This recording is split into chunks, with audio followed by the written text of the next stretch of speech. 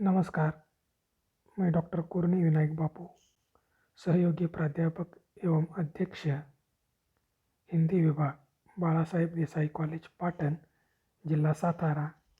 मैं आप सभी का स्वागत करता हूँ। आज हम देखेंगे अगला पाठ, गौशाला, चारा और सरपंच, इस व्यंग्य की कथा वस्तु। हिंदी व्यंग्य साहित्य ने भारतीय ग्राम जीवन के परिवेश में स्थित कई विषमताओं पर भी भाष्य किया है। समकालीन परिस्थिति में हम देख रहे हैं कि भारत के कई प्रदेशों की राजनीतिक सत्ताएं चारा घोटाले के कारण खतरे में आ गई। कई विख्यात नेतागण आरोपों में घिरकर कुर्सी खाली कर बैठे। शंकर पुनतांबेकर जी ने वर्तमान इन्हीं स्थितियों को अपनी इस प्रस्तुत रचना में वानी दी है। इस दृष्टि से यह व्यंग्य रचना काफ़ी प्रासंगिक है।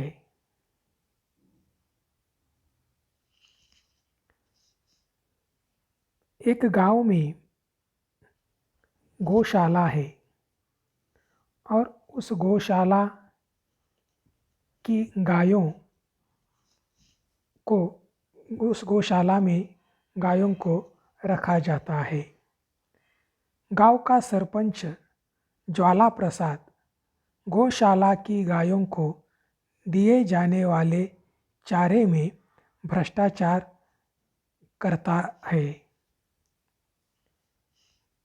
गौशाला की गायों को पेट भर चारा नहीं मिलता है, इसलिए यह गायें शिकायत करती है। गौशाला के निरीक्षण करने वाले निरीक्षकों से वे अपनी शिकायतें सुनती थी।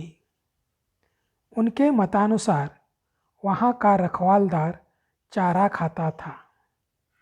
वास्तविकता यह थी कि इन भूखी गायों की आवाज़ निरीक्षकों तक नहीं पहुँचती थी, क्योंकि असली घोटाला तो वहीं पर था। जो लोग इन निरीह गायों के चारे की मलाई बीच में हाथ मारकर खा रहे थे, वो उनकी आवाज़ कैसे सुन सकते थे। गांव का एक साक्षर नौजवान रामदास गायों पर होने वाले इस अन्याय से अस्वस्थ हो जाता है। इन निरीह गायों को न्याय देने का निर्णय उसने ले लिया। वह गांव के बच्चों को पढ़ाता था। गांव की पाठशाला में रामदास अध्यापक बनने के लिए इच्छुक था, पर सरपंच का दूर का कोई रिश्तेदार सरपंच ज्वाला प्रसाद के कारण वहाँ अध्यापक बन गया। रिश्तेदारी का यह फल था। वो कभी बच्चों को नहीं पढ़ाता था। इतना ही नहीं, कभी कभी पाठशाला जाता था, मगर वेतन मात्र पूरा लेता था। रामदास मात्र अभी तक नौकरी की खोज कर रहा था। रामदास गायों के चारे में हो रहे भ्रष्टाचार को प्रकाश में लाने का प्रयास करता है तथा गांव वालों को इसके बारे में प्रबोधन करने के लिए ढोल को गले में लटकाकर प्रभात फेरी निकालकर तीखे स्वरों में लोगों को अपना मन का आक्रोश सुनाने लगता है। इससे गांव के लोग प्रभावित होते हैं उन्हें रामदास का यह कार्य अच्छा लगने लगता है। कुछ लोग तो रामदास की इस कृति से डर गए थे। विशेषतः गांव में स्थित वृद्ध लोगों को लगा कि रामदास सरपंच से बहुत बड़ी दुश्मनी मोल रहा है।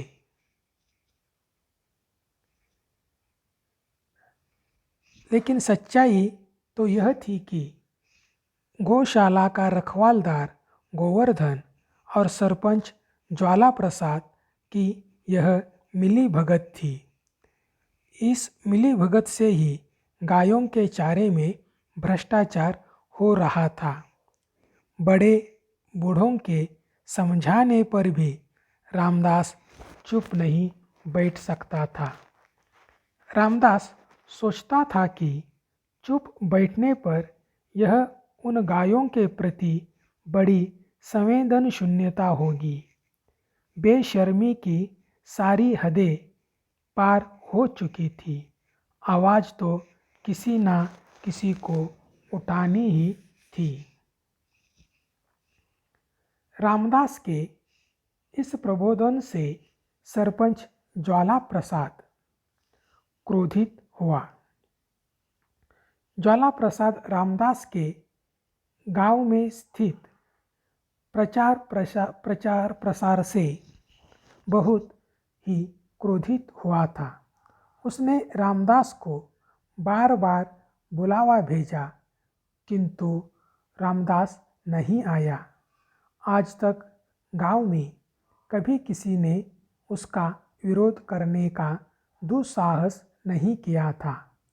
सरपंच के कारण किसी ज़माने में नेक और ईमानदार रहने वाले गोवर्धन की नीयत को बिगाड़ दिया था।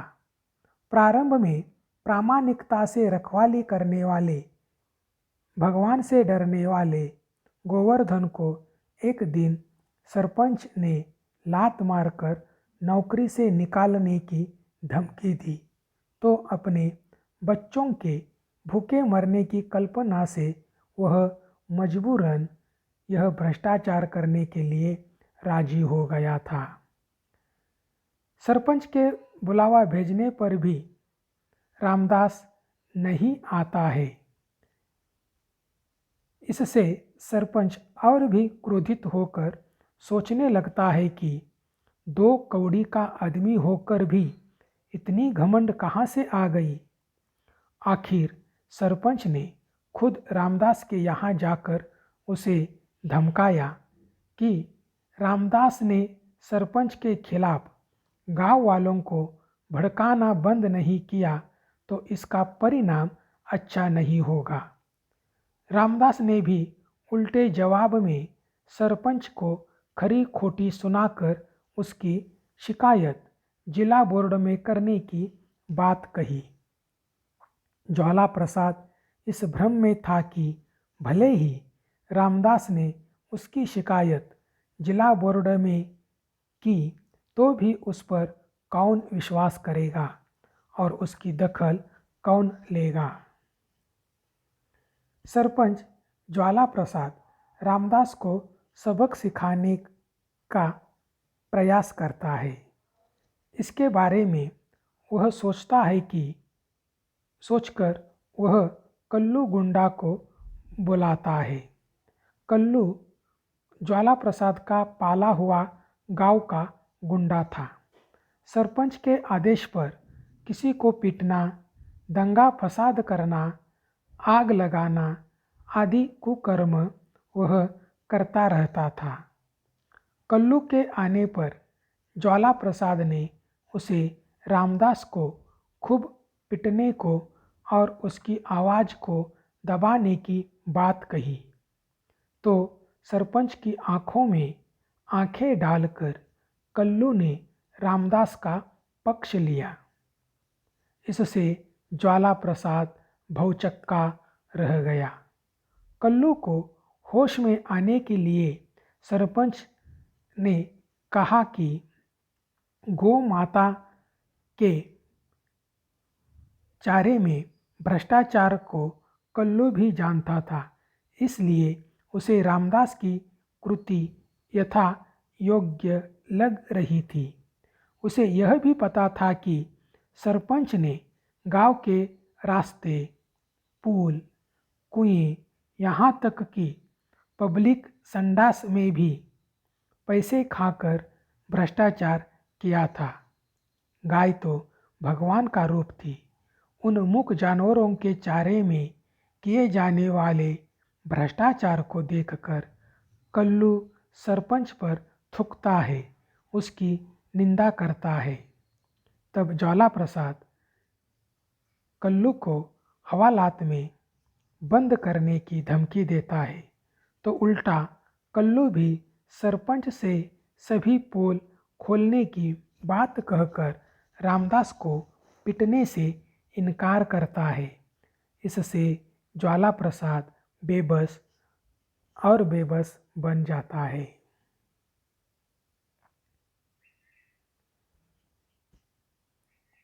ज्वाला प्रसाद गांव में दुकान चलाने के साथ साथ साहूकारी करता था। चुनाव नज़दीक आने पर सरपंच एक ज्योतिषी के कहने के अनुसार एक बैल खरीदता है। बैल को चुनाव में चिन्ह बनाकर चुनाव जीत लेता है। विरोधी उम्मीदवार को हराकर जीतने पर सरपंच की पत्नी उस पर व्यंग करके निंदा करती है। पत्नी को लगता है कि अब गधे चुनाव हारकर बैल जीतने लगे हैं। कुछ दिनों के बाद सरपंच के ध्यान में यह बात आती है कि उसके द्वारा खरीदा गया वह बैल चारा नहीं खा रहा है। तो सरपंच को बैल की बीमारी या बदहजमी की आशंका आ जाती है।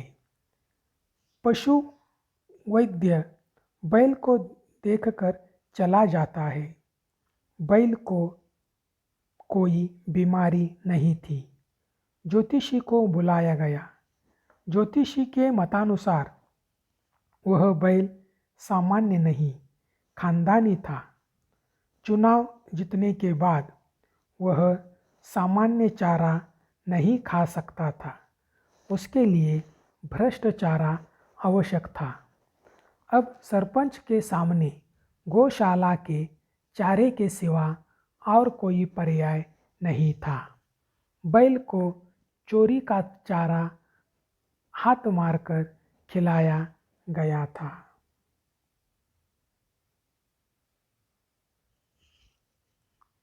गौशाला की गायों को कम चारा खिलाने के कारण कुछ दिनों के बाद भूख से गौशाला की गाय मर जाती है।